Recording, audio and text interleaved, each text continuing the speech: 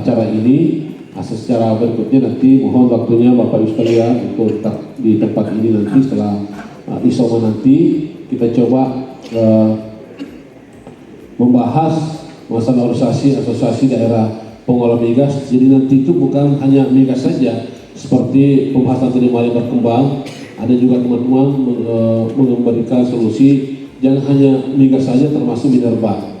Terus kedua, jangan hanya industri hulu saja, tapi kalau bisa ke industri hilir saja, karena semuanya masuk dari pengolah.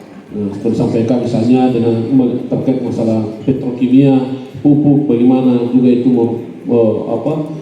bisa juga suatu waktu bisa menjadi bencana industri dan industri lainnya, termasuk batu bara, power plant, CPO, kan pengolahan semua itu.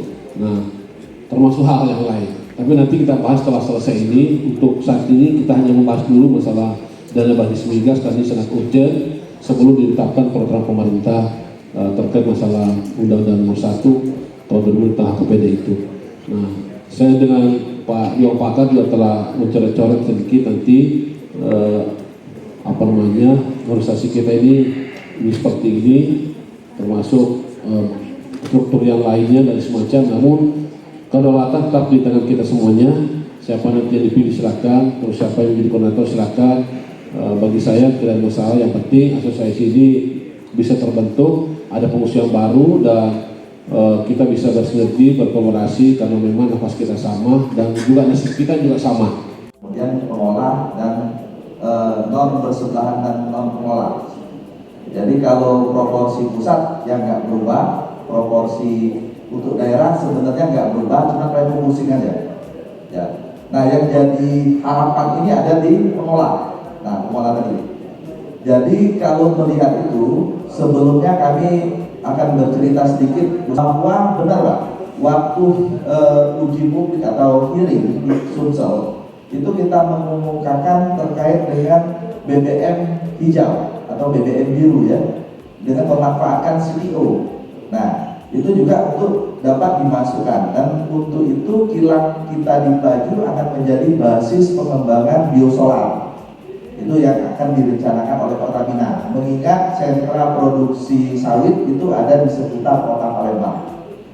Nah, selain kena resiko saja tadi, itu kita dapat masih 52.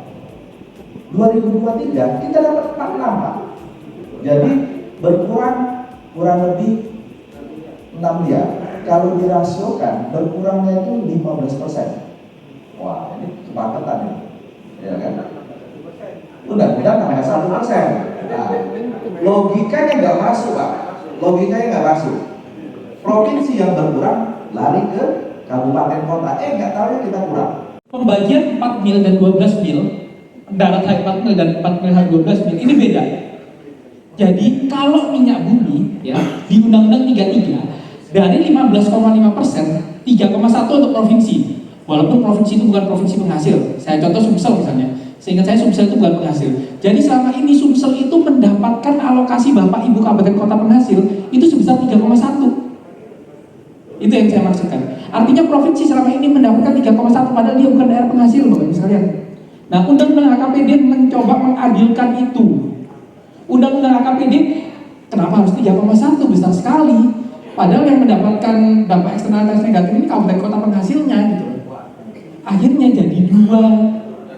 Betul Bapak. Itu bentuk keadilannya di situ. Makanya kita bilang 3,1 ini larinya kemana? Nggak kemana-mana, larinya adalah ke sini dan ke sini. Itu Pak Haji.